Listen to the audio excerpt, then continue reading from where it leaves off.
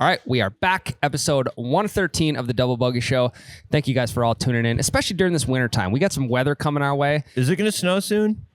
I believe so. That's really going to screw up my tea time I had this weekend. Well, you know, the funny thing about that tea time, Tyler, is you can just head it right behind us here. Oh, wow. Change of scenery. Actually, it's kind of funny because, so brand new setup today. We're in the simulator. We're outside the simulator. We got Paynes Valley number 19 right behind us for the backdrop. Yeah, so this podcast is brought to you live from Missouri, Paynes Valley number 19. We're sitting on Black Tee. We're playing tips today. It's actually the first official podcast on the 19th hole. Wow. So we're pretty fortunate to be able to be here with the GS Pro software in the Carl's Place simulator. It's kind of a different vibe. We're sitting a lot closer, which kind of worries me a little bit. I don't know how I feel about it. Because now we're within hitting distance. So if you say something stupid, the more I lean over, the more you lean back.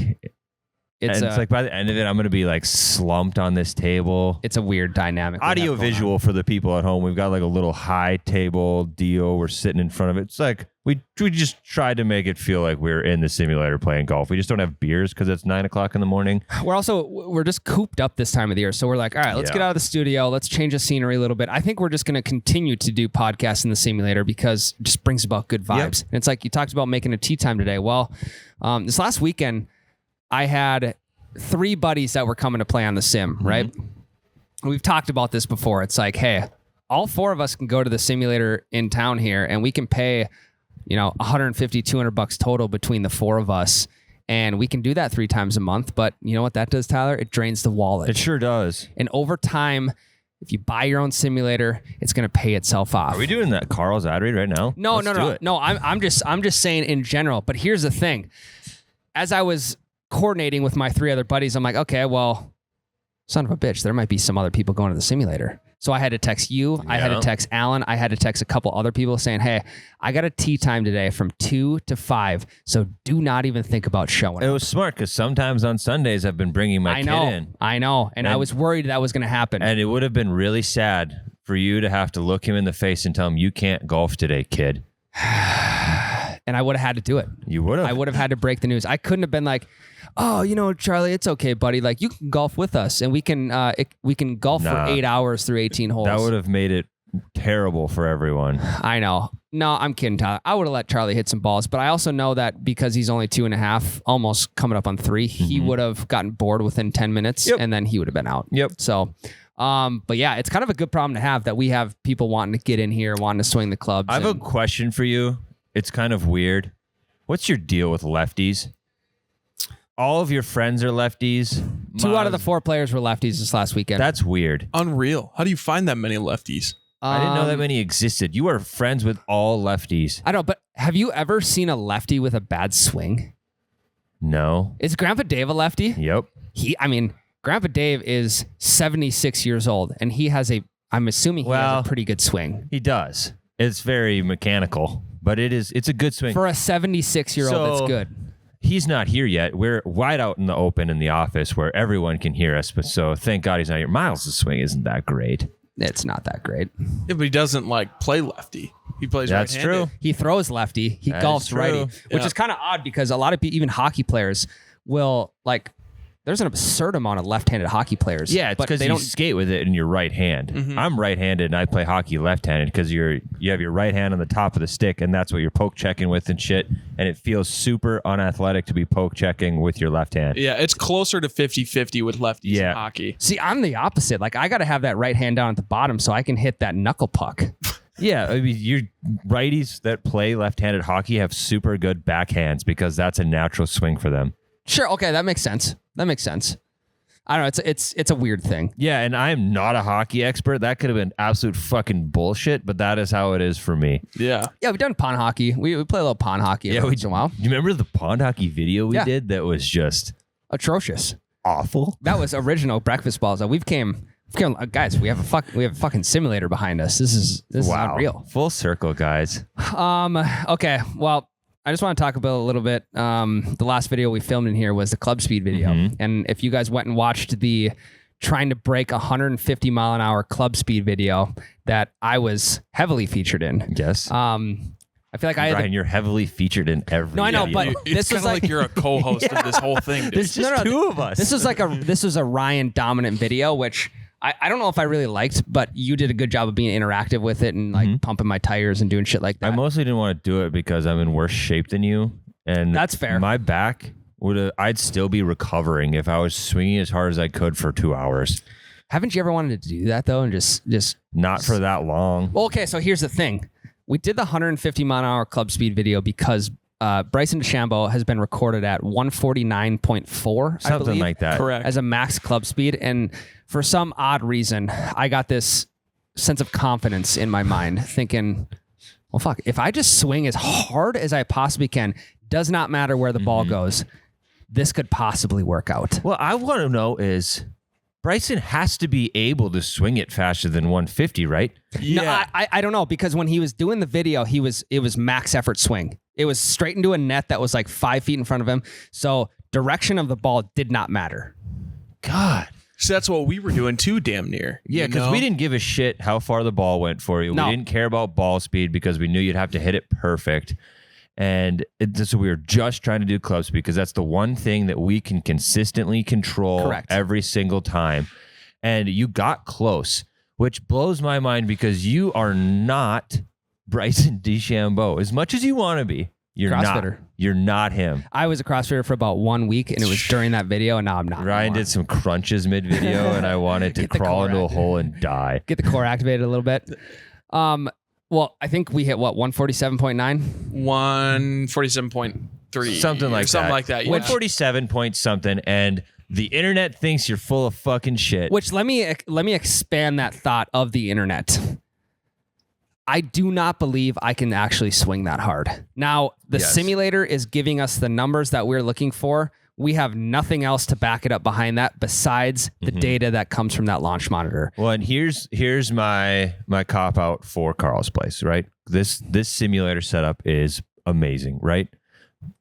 But you know what gets you an A+? 99%, right?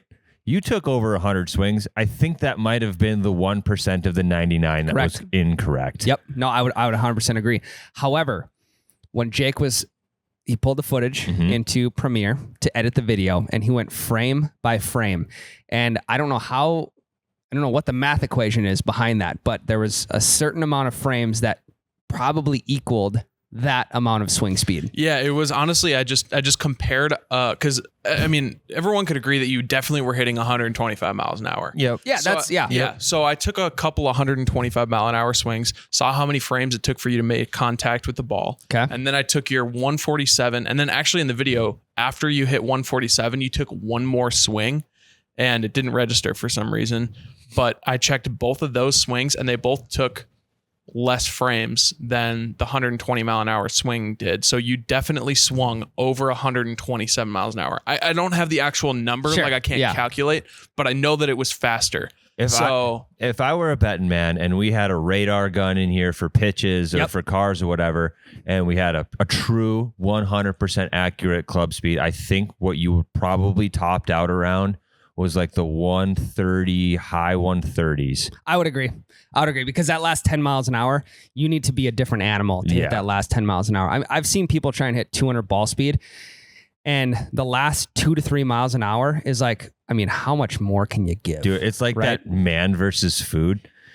The only time he ever gave up was when there would be like 2 or 3 bites left. Yeah. It's like almost a mental thing. It's like, psychological. I can't finish this. Yeah. And when you get within like 1 mile an hour, it's like, I gave it all I got. I do not have anything left. So I think on top of that, it's just luck. Yeah. So all the people that are like freaking out at Ryan, we get it, guys. I probably agree with you, honestly. Yeah. Fucking stop. That's the best thing about the internet, though, is because they don't know what our opinions are in those videos. So this is a safe space for us to be like, all right, we understand that we probably didn't hit 147, but we're going to just take it anyway. And also, we're going to put it in the video. We'd be fucking idiots to why not would we put that not? in the video. Yeah. I do think we should have prefaced that with, do not try this at home, kids. Or do not try this on the course, because we have learned that the harder you swing, the worse things go. Yeah. This is purely experimental, and we don't get into the data ever. Yeah, and we did a little bit with the smash factor, and I just learned what smash factor is. Essentially, it's the efficiency of your swing. It's the ratio between ball speed to club speed. Yes, so a great smash factor is a lower club speed with a higher ball speed, right? Yes, and correct. Ryan's ball speed was almost identical to his club speed. I don't know how that happens. It's because you just were hitting it shitty, you know? Yeah. Which is wild to me. I want to know what Grandpa Dave's smash factor is. Because His is probably a negative almost. what do you mean? Like, It's not going slower off the club. no, but his ball speed is... Okay, No, let's it's see. positive. Yeah, okay. I think it's pretty good. It's 'Cause gotta be he's pretty barely good. swinging the club, Yes, and the I was ball backwards. still goes. Yeah.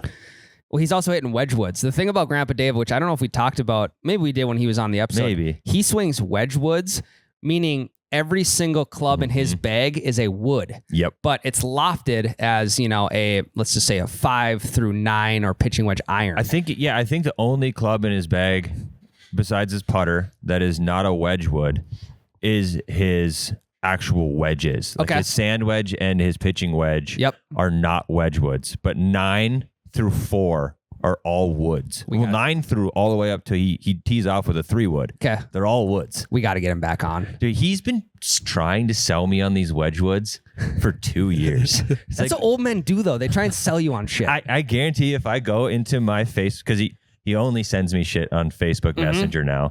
I have to like pry for texts. I guarantee you I have a Wedgwood link in my Facebook Messenger. Well, Grandpa Dave sent us a photo the other day. Or he sent me a photo because he's been Facebook messaging me now, which I actually love. I believe it was a picture of him years ago golfing with like 2 inches of snow on the ground.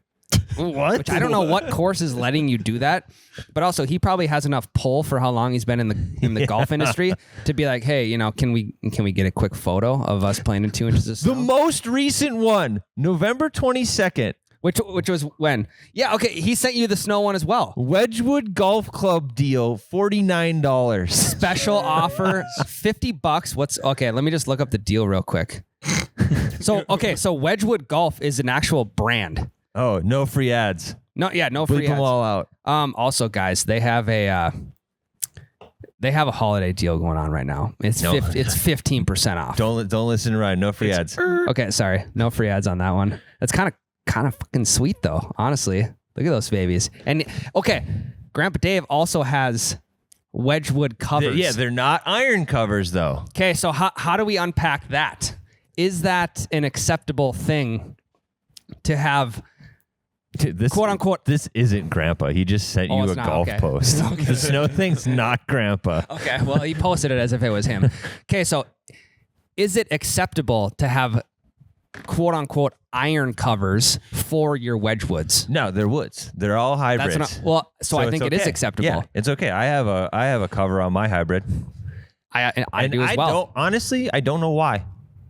I don't know why I understand why I have it on my driver, because that baby can crack and it's worth more Correct. than every It's other hollow. cover. It's hollow in the middle. Yes. I don't know why my hybrid has a cover on it. My hybrid is a piece of shit. I think here's the reason. It's dumb. It's a Vikings cover, and I want a Vikings thing in my bag. That is the only reason that there is a cover on my hybrid. What's your thought on like customized head covers? Like what? Because you have 2 custom head covers. You have a Waste Management one for your driver. Yep. You have a Vikings one for your hybrid. Is that all you have?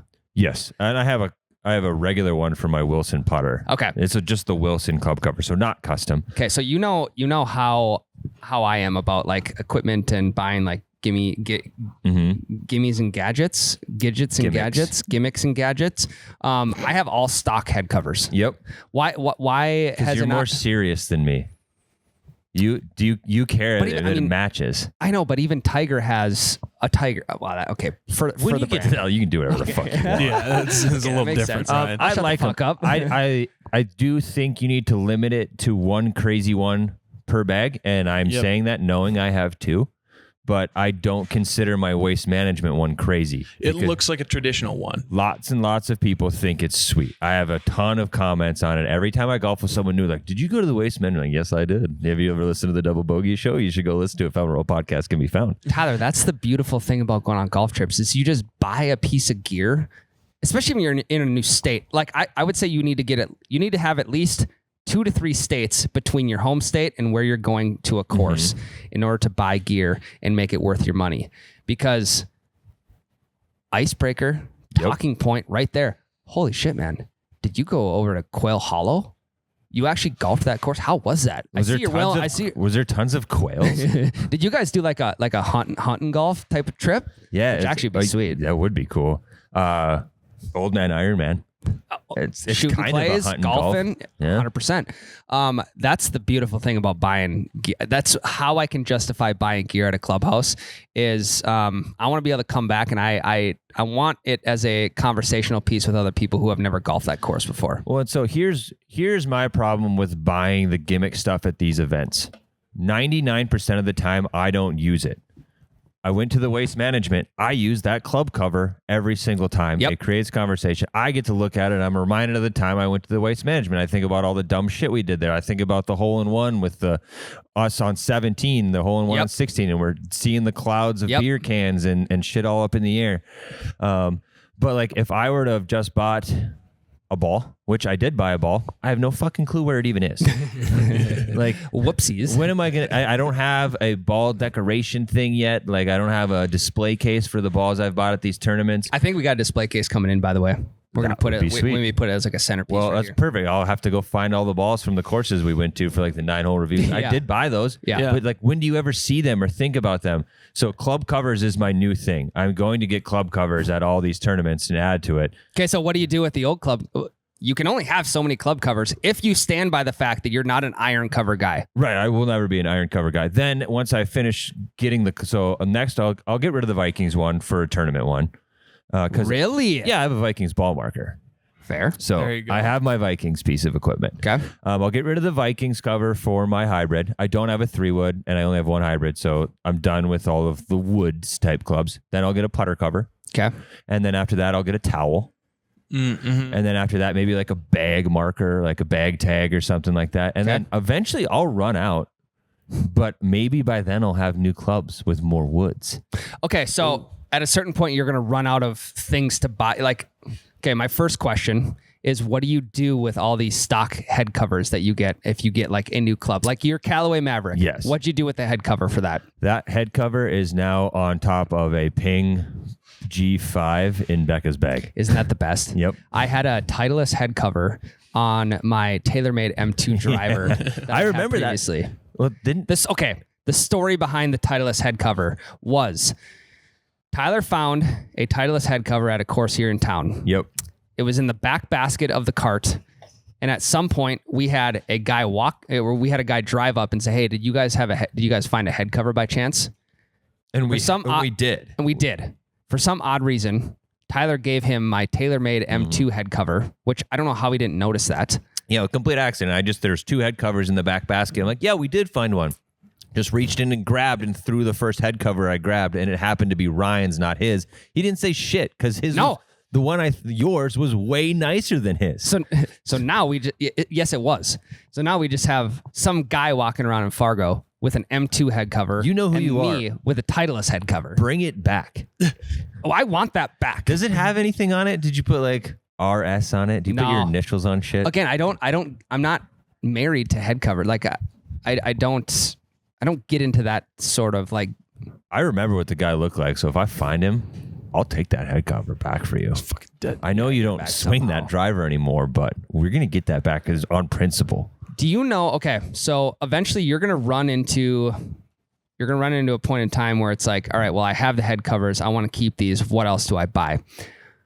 What companies need to start doing with golf bags specifically? Mm-hmm. They have a piece of Velcro for your glove in general.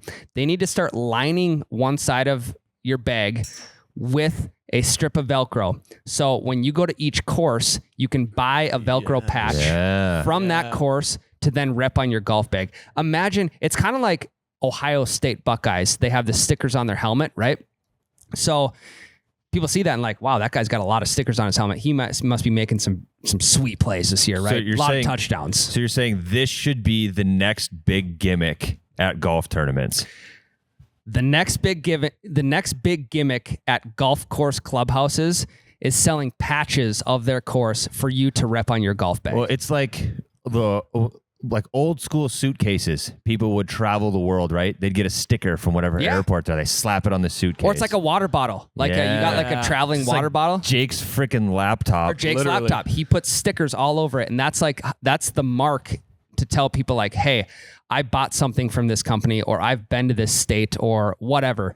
I think the new thing in golf is to be able to buy square patches or circle patches of the courses you went to rep on your golf bag. Yeah, I'm with that 100% because that's something that you can display. It's not gaudy or in your face, really. And you can have an unlimited amount, essentially. Yeah, and if you're getting ball markers, you don't need that many ball markers. Correct. And if you're getting balls, like I was saying, what are you going to do with them? You don't have a display case yet? Yeah. Like, even if you do, how often are you just standing in front of your display case and you're like, God, I remember playing 06 National.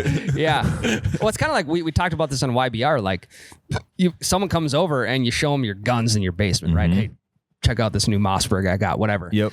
I don't know. You don't really bring someone up to a display case in your house and be like, look at this ball I got from Torrey Pines. But you have done this. I know you have because you did it to me. Every time somebody gets a new golf club and a buddy comes over, you show them right away. 1,000%. You're like, all right, check this out. And the first thing you do, most of the time, if you're in a house, there's not enough room to swing. You check the flex. You just do a little wiggle. It's like, oh, that feels pretty good. You do like a little punch swing. You check the head up. And then you look at the shaft. What are they swinging? They swing in extra stiff. They swing in regular stiff. Then you look at the irons. You maybe check the bounce out. You swing in cavity backs. You swing in blades. Funny story. When I got these new clubs about a year ago, I invited a buddy over, my golf buddy, and I said, hey, why don't you just like come over for supper tonight or whatever? I didn't have anything cooking. You know why I want him to come over? To look at my new golf bag. Yep. What, you want me to throw a pizza in? Well, that was the first I didn't have you over for supper. I had you over to show you my new bag. That was the first thing. Like normally, so I think I was at the office before you or whatever. You brought the new bag in and immediately he's like, hey, you want to come look at these? Dude. And like, we weren't even at your house and you did it. Do you know we were at the office. Do you know how sweet it is opening up a box of new irons? It's weird, but I only know this from other people's experience because I've never bought new clubs myself other than the time I got the Kirkland wedges from Grandpa. Okay. They have a smell. It's like a new car smell. There is a new club smell just like there is a new car smell.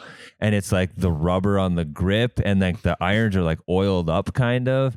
And there is like a weird distinct smell that's gone after one round. Yep. But it's there right away. They should make like car fresheners with new club smell. They need to make car fresheners with new club smell so that you can just keep soaking that in every time you hop in your truck. I'm buying a 10-pack of those probably. Yeah. And it might last me all golf season. Or you stick it in your golf cart and be like, oh, fuck, you guys smell that? It's my new clubs. You put it in the golf cart with open, you just can't smell any of it. Exactly. Okay, for today's Carl's ad read, we're actually going to play the damn thing. You've heard us talk about it. Oh, Ryan already went. I was supposed to commentate it. I was going to give him a whole tee thing. But we're 19th Paynes Valley. Ryan hits it left onto the fringe. That's very accurate. Ryan, no fucking chance you would have ever hit this green. 42 feet out. He's got a double breaker. He's got the Texas wedge out. Has it switched to putt? Are you on putt? I hope it's on chip. I hope it is on chip. Look at that. Burned it. Oh! And just outside the gimme circle. Putt for par. Absolutely no chance. We're playing for pink slips on this, Ryan. If you don't par it, I get your clubs. Fucking drains it. With authority, Look too, at you, Ryan. That ad read brought to you by Carl's Place. No, Ryan, how much do you love the Carl's Place simulator? I love the Carl's Place Do simulator. you love it enough to do the whole ass podcast in it? I guess you could say that, yeah. Also, the GS Pro software we have is next level. Shouts for that. We have two different softwares. We do, yeah. We got TGC and we got GS Pro. We kind of switch back and forth, but I'm a GS Pro guy. I like TGC a little bit more because it's super close to PGA 2K21. Okay, that's fair. And I'm a big fan of that game. Fair. So I can play like some of the goofy created courses. You know me, I'm not a serious guy. I'm with you. I mean, but look at what we just did. We played Paynes Valley number 19. Iconic hole. Very. We did a whole podcast in front of 19, right? Yeah, we did. And then you can also play Paynes Valley full course. You can play just about any elite course on the software. And the only reason we can do that is because of Carl's place. Go to carlofet.com, CARLOFET.com. We have a promo code, don't we, Ryan? Promo code double Bogey for 10% off your enclosures, launch monitors, projectors, all the expensive stuff. Guys, you can get it as expensive as you want. You can also get it as basic as you want. So Ryan had all his buddies in here this weekend. Get your buddies, split the cost, put it at the bachelor's house. You guys play all weekend long, every single weekend, and it doesn't cost you much if you're all splitting the cost. So also, if you're playing in your simulator, that's your home turf. And if you're playing for money, great way to finance that simulator. Yes. Month by month, your buddies are actually paying for the sim for you. Yep. carlofet.com. Go check them out, guys. Okay, so we have all this club talk, right? And I got my clubs about a year ago today. I feel like you're not going to want to buy new clubs mid-season. It's just not going to happen because you want to get them early enough in advance to where you can swing them in the sim, you can swing them when the driving range is open, and then you can start playing full rounds with them. By that time, you're dialed, right? Yep. So, ladies, if you're listening, now is a great time, especially with the holidays coming around, to get your man, buy him a club fitting, get it scheduled, get him into wherever it is, PGA Superstore, any place in your area, get him scheduled for a club fitting, and that's it. Because you know what that does? That gives him the green light to buy the clubs that he's been waiting to ask you if he can buy. You don't need to buy him the new clubs. It's a great Christmas gift just to give him the okay to go buy new clubs. But also, make sure you guys discuss a price first. Maybe give him a fake gift card of like whatever that budget may be, whether it's $1,000, whether it's $2,000. Be like, hey, this isn't a real gift card. I have your fitting scheduled, but this is your budget. So make sure you keep this in your pocket because if you go $1 over, your ass is grass, we're man. done. We are done. Divorce. No, you will. It's fine. But that would be an unbelievable gift. I wouldn't use it, to be completely honest, because I'm one club away from getting new clubs though, guys. That is big on the board right now. You break any more of them, because you're Tyler. breaking clubs. Your clubs are getting old enough to the point where the glue is starting to give way and the heads are starting to fall off. Yeah, well, they're not even falling off. They're snapping. They're snapping at the shaft. Yeah, can't remember if we talked about it on the pod. I'm sure we did. We did, yep. I have lost my 8-iron. My 8-iron is dead and gone in the garbage can, and it didn't even break on a swing. I hit a shot, felt completely fine. Yep. Went the correct distance, and then I kind of leaned on the club a little bit to move the ball in the simulator with my foot. Didn't have a ton of weight on it. Snapped. It was going to snap the next swing anyway. Which sucks because I use my 8 a lot. Yeah, it's an important club. It's a 160 to 165 club. I don't use my middle irons a ton. Like 6 and 7. I use my 5 quite a bit just because it's my lowest iron. I wouldn't use it if I had a 4 in the bag. Yep. 4 and my 3 also broken. Which is odd. You'd think the 8 would break first because you use it the most. That would make sense. I was using my 4 and 3 a ton though, because you know me and I don't use my driver a lot. Wow, Tyler with the driving, almost a driving iron. Yeah. A 3 iron. Yeah, that's because you know me. I can't hit my driver for shit, so I always use hybrids or irons. Yeah, that's the only reason I even put the hybrids back in the bag, or because the 3 and the 4 broke. But if I have one more iron break, I'm going to have so many distance holes in my bag. I'm going to have to get new clubs, and it kills me. Well, Tyler, the beauty about the internet these days is Facebook Marketplace does have a lot of good club deals. Yes. And I have found myself, if I'm ever bored, I'll go on Facebook Marketplace and be like, because you can see the videos of I got a Scotty Cameron at a garage sale for $10 and it's a $350 putter. One of these days I'm going to run into a deal like that and I'm going to swipe it up, but I haven't so far. You're going to end up at a rummage sale where it's a 95-year-old widow who's got her grandson's clubs or her husband's clubs, and he died 20 years ago, and it's going to be an original Scotty, and she'll have $3 on it, and you are going to feel guilty as shit paying $3 for that thing. I know, but I'm going to buy it anyway. And the thing about that, I feel like people on Marketplace, they know what their clubs are worth, and that's why they're selling them on there. People at garage sales do not know what those clubs are worth. Or people at the thrift store, they're just hey, we got this Goodwill donation in of a Scotty Cameron putter, we'll sell it for $20. Yeah. If I'm working at the Goodwill store, I am buying that for $30 and I'm selling it for $200. Goodwill place, that'd be a great side hustle. Is that is that the best side job you can come up with?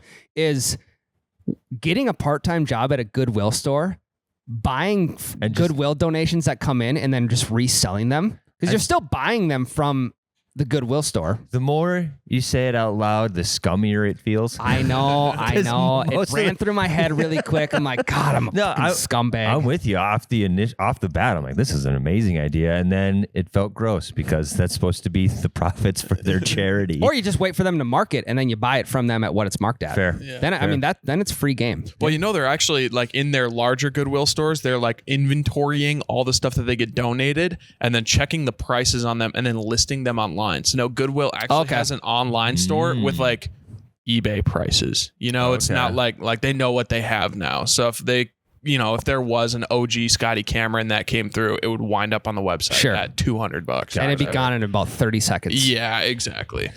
Interesting. Okay, so what I wanted to get into with all this club talk, again, ladies, if you're listening, get your man a fitting. Meg, if you're listening, Meg's my wife. I do want a driving iron. For Christmas. I want either a 1 or a 2 iron. Lord knows I won't be able to hit that, but I just wanted to tell her. You could just tell her instead of it's kind of just like that would be like confronting our problems head on, Jake. We're not going to do that. I'm going to skate around this as much as possible. A fitting is a great Christmas present. Give them the green light to go ahead and buy the clubs with a budget in mind. Now, I think the most and I've talked about this before, Tyler, the most beneficial thing about a fitting is that they're going to set you up, I would hope, with the clubs that you hit the best and not what they make the most commission on. Because golf club advertising these days is crazy. It's okay. It is apparently golf designers are doing more scientific research than NASA. Where are they coming up with these buzzwords of aerodynamic and decreases the drag? And I mean, this is shit that... Those are pretty normal terms. Yeah. I mean, who's using aerodynamic, though, when it comes to golf? Every single club company. Now, what a club company needs to do, they need to get into like 10-plus handicap marketing. They need to be like, this, you will be able to dick drives down the middle with this new driver. So... that is what it used to be. Like driver ads back in the day were like, you want to pick up the hottest chicks and hit the farthest drive? Get the hammer. Bam. And why did they stray away from that? I don't know. They were electric though. Like Jake, mark this because I want for the YouTube version you to plug in the link for the hammer. Like I'll find it for you. The original hammer, or maybe the Hammer 2 commercial. It is ridiculous. And I think we might even be able to post it somewhere. We'll do a reel with the hammer commercial so people can see it or put it on the story or something. Okay. But it is insane. It was literally just talking about like if you want to be the biggest badass on the course and hit the ball a mile, like a whole ass mile, swing the hammer. And then it was just bang, bang, bang, bang, hammer after hammer after hammer. And now it's like the new TaylorMade Stealth will make you hit your drives just as far as the average eagle flies. No, Tyler, that's actually wrong what you just said because I have the marketing slogan for the TaylorMade Stealth. Please tell me.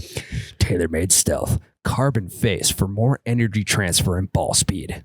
I think their goal is to just confuse people into thinking, wow, that's sweet. Okay, no, that's the TaylorMade. Yeah. That's the TaylorMade Stealth. The TaylorMade M6, which I believe is the last model. Okay. The TaylorMade M6 injected twist face for more speed and accuracy.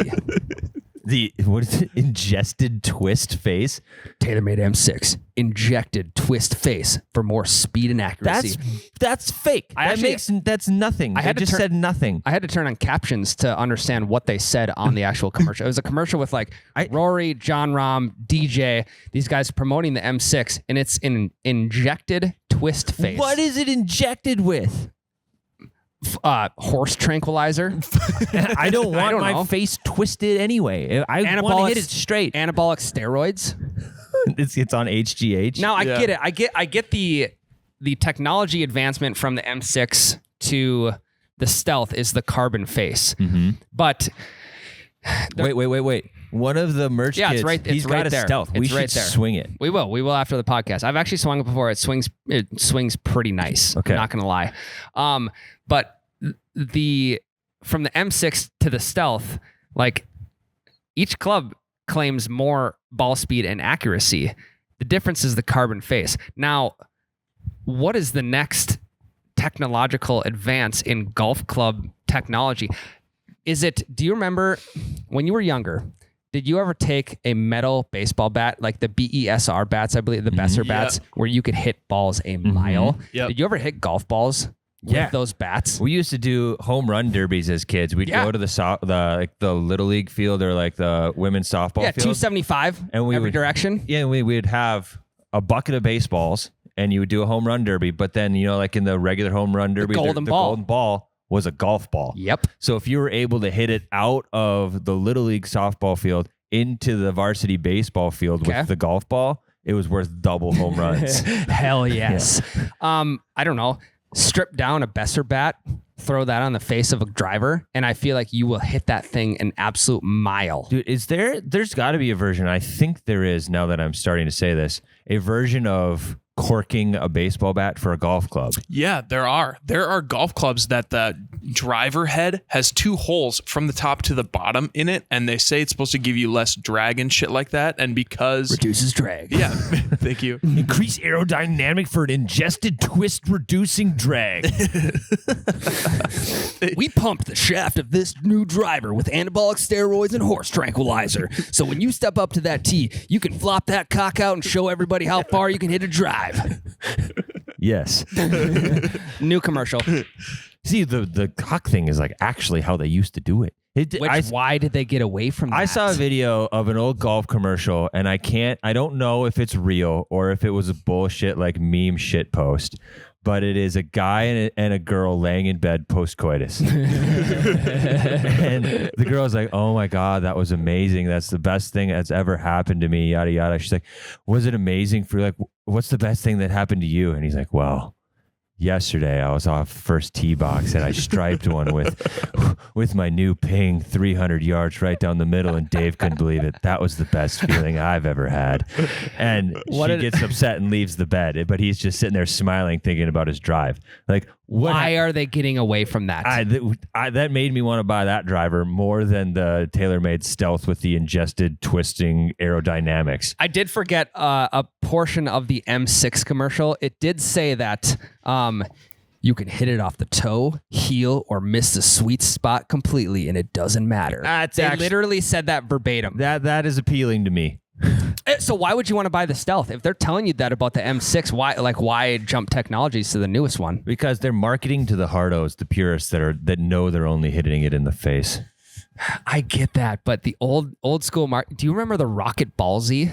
No. Do you remember the Rocket Ballsy commercials with I think it was Rory and Tiger maybe? No. Rocket Ballsy.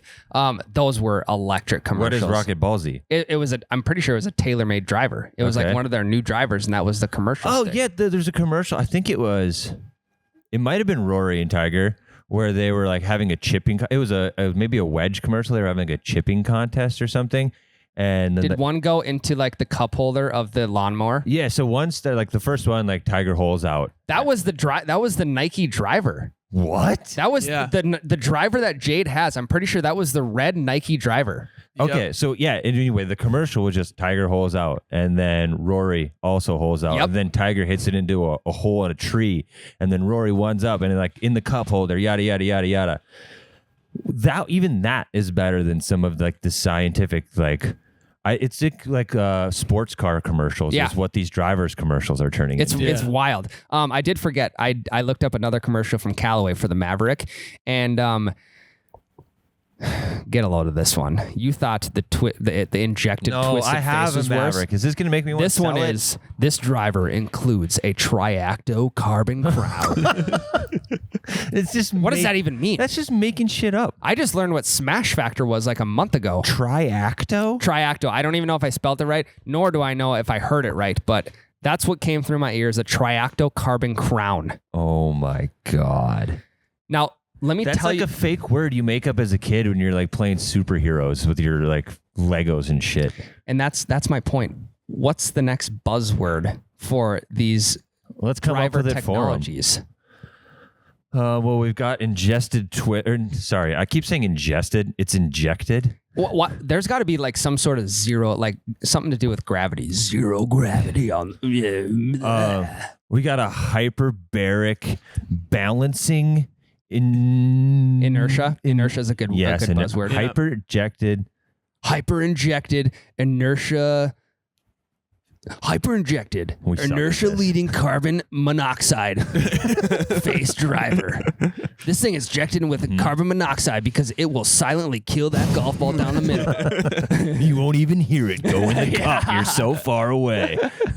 Unbelievable. So okay, go ahead. I was gonna say, do you guys remember the old Nike commercial where Tiger just fucking walks on water? No. You guys don't remember this? No, dude. It was like a fake commercial. Nike made it look like Tiger was playing in a tournament and he hits a ball into the water, right? And he just takes off his socks and walks on water out to his ball, picks up his ball like out of the water, places it on top of the water, and then fucking hits out of it. Did crazy church people lose their shit over it? Oh, I'm sure they did. That's electric, though. Yeah. I mean, he's the god of golf. Oh, yeah. I mean, It's true. I mean, He's the that might promised be a one, bold the claim, chosen but one. Yeah. I will make a bold claim myself. I bought a new driver last year, extra stiff shaft, not cheap. No. Right. I also bought a $20 garage sale club. Well, it was probably $5 because you paid $20 for the whole bag, right? No, this was at a different garage sale. Actually, it was a $20 sticker, and I got it for $15. They had two of them. I should have bought both of them. Yep. We even tried to drill holes through it for the club speed video, and that thing is not going anywhere. Little behind the scenes action for you. We also had a test where we were just going to drill a shit ton of holes into these clubs. Aerodynamics. Turns out titanium's harder than you think. We could not get through it, even with like a diamond drill bit. Yeah. So the other day on the simulator, 2 days ago, I couldn't hit a fairway with my brand new hyperbaric chamber injected with anabolic steroid driver. I whipped out the garage sale driver, and I did not miss a fairway after that. Ryan, I'm High telling draws. ya. I mean, I probably lost a good 30 yards per drive. I'm at a point where that doesn't matter anymore. It doesn't fucking dude. matter. Why did you? So here's my question for you. Why don't you just start teeing off with your 4? Because you hit that farther than probably your garage sale driver. It's a good question. Sometimes I can't hit the irons, though. Sometimes I can hit the driver, but not the irons. So at that point in time, you couldn't hit your driver. You couldn't hit your irons. So you resorted to rummage sale clubs. And it fucking worked. All right. And I can't get myself to swap those two out. Just do it. I mean, look how much money I'm leaving on the table by just not swinging that club. So It's an ego and it's a wallet type of deal. How upset would you be if I hid your driver and you had no choice but to use I'd be upset because I think eventually I'll sell it. And if it's hidden from me, I can't sell it. Yeah, well, when you want to sell it, let me know.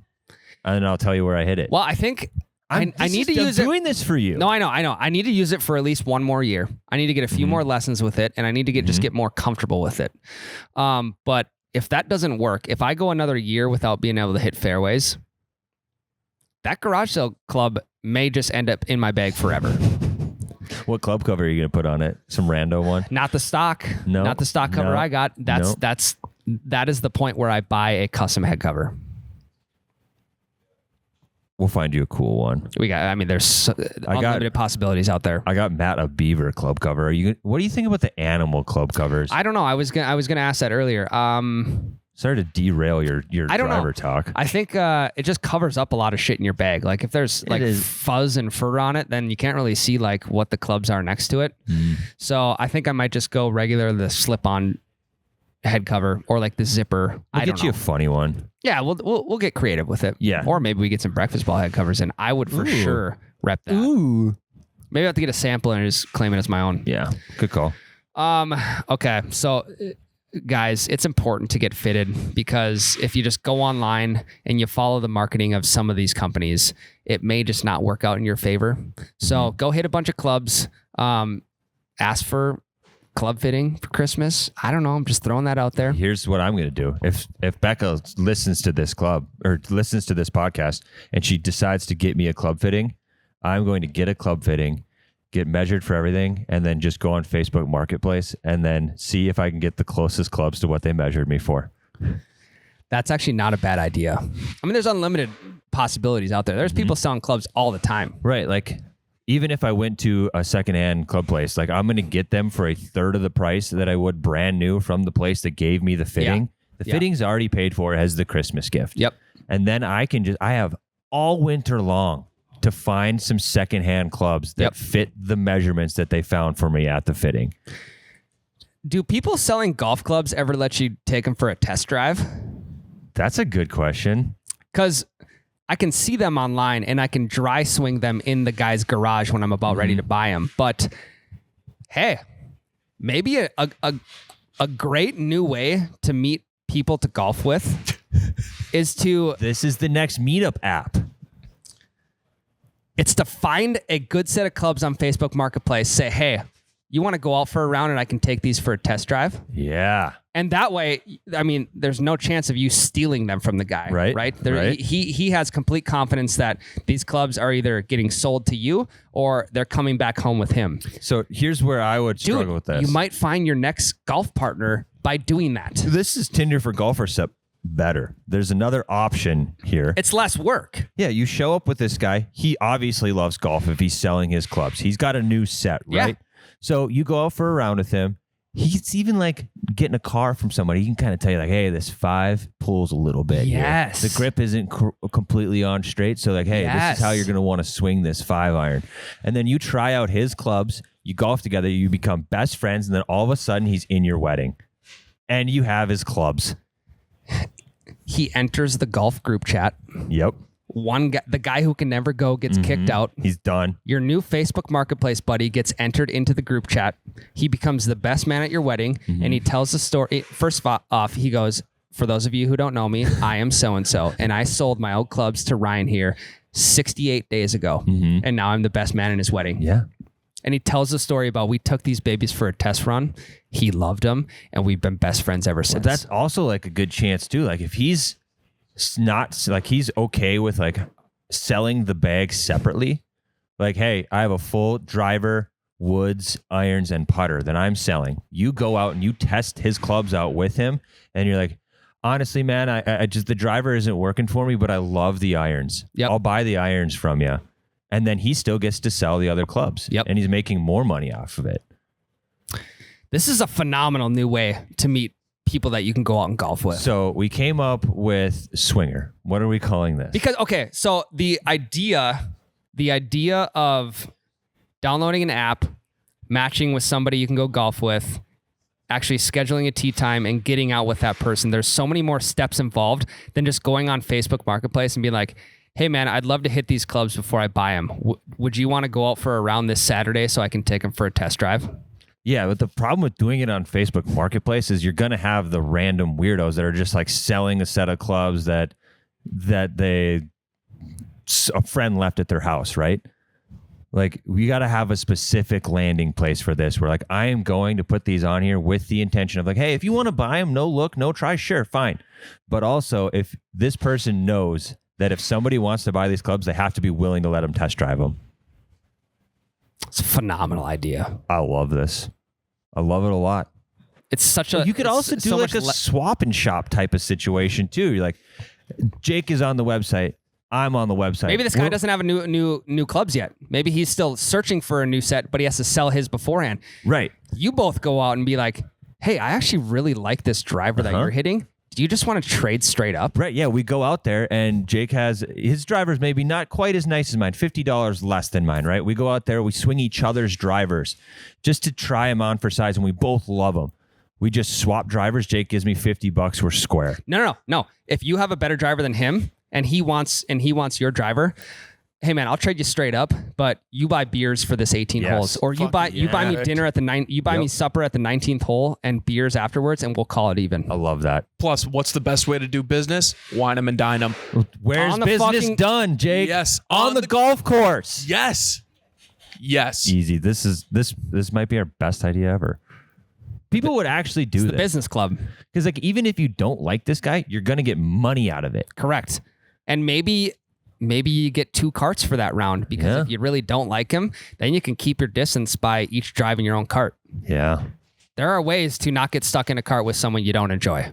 And it would be really great podcast material if we showed up and the guy sucked and we just left mid-round.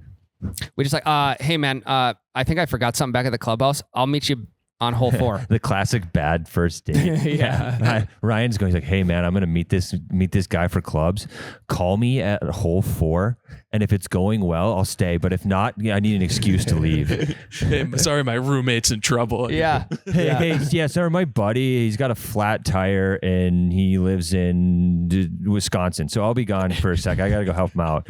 Hey, why are golf courses not buying secondhand clubs and selling them at their clubhouses? Some are. Are they? Sorry to derail that. Yeah. I've never been to a clubhouse that's selling secondhand clubs. There's one in Fargo. Really? Yeah. I mean, they have clubs to rent. Mm-hmm. They'll sell secondhand clubs. I think it's Edgewood. Really? Yeah, I think so. Okay. I'll shut the fuck up. Yeah, no, I'm not doing that to the. No, yeah, I know. You're fucking wrong, Yeah. Ryan. But yeah, it is a thing at places. Interesting. And then a lot of places too will sell their rentals when they get new rentals in. Sure. Yeah. So like their rental set that they've had for 15 years is now like, hey, this is for sale. We needed to update because people were complaining about the rentals. Do you know why I think this is a viable idea to meet new people to get out on the course with? Because I'm a big ice fisherman in the wintertime. So that's kind of like, that's where my mind is right now. I joined an ice fishing group of like 60,000 people. It's like Ice Fishing Minnesota. Mm-hmm. And I see guys on there all the time being like, hey, just moved to the area. Anyone want to head out fishing this weekend in the St. Cloud area? Or, hey, I'm looking at buying a Garmin Panoptics. If anyone out there wants to hit the ice this weekend who has one so I can test it out. Anyone want to head out? I like that. Yeah. See, people are doing it in the ice fishing industry. But the problem here for me is meeting a stranger in the middle of the lake that you've never met before is prime time murder and immediate spot to get rid of the body. I mean, that's why you got your ice picks around your neck for self-defense. And you also either have a side-by-side or a snowmobile or a four-wheeler where you can fucking zip out of there ASAP. Yeah, you got to stay strapped if you're going to meet someone in the middle. You're going to Lake of the Woods. You're in the middle of fucking nowhere. You're like half a mile from the Canadian border. Yeah. They go dispose your body internationally. Done. You're done. Do you think people on Marketplace would play for like pink slips? That would be tight. There should be like a separate thread for that, like willing to play for pink slips. What a great way to get free secondhand clubs, go and resell them, make money on those clubs, to then just go buying your own brand new set. So we would need a third party involved. You would. Right? You would. I would love to just be the officiator of this. Great, wouldn't it? That would be awesome. We should do that sometime. Like when we eventually get new clubs, we should play for pink slips for our old ones. Because neither one of us is going to do the pink slip thing for our current clubs. No, exactly. I mean, that's the bread and butter. We have nothing else to fall back on except because then you got to establish rules with this rando. Like, hey, are we handicapping? And then you got to take the dude's word for it that he's a 12 handicap. Yep.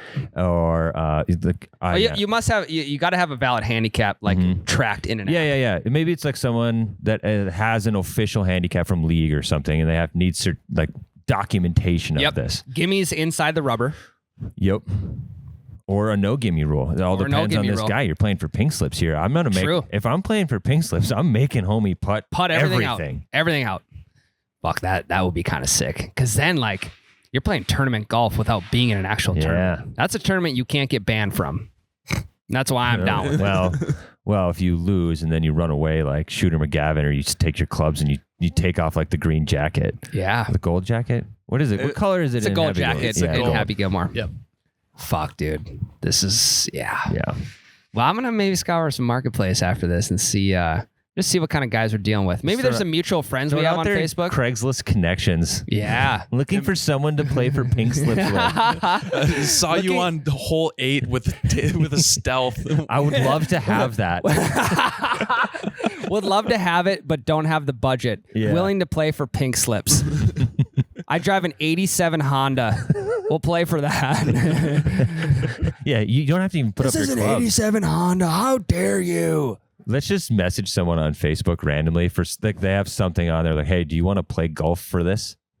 I will put up whatever against this. I'll play you in golf for it and just see what they say. Dude, I love the idea. I think we should do that just for a bit, just to see what happens. Yeah. We'll put out the conversation. Yep. I'll do it right now. Okay. We're going to take a quick break.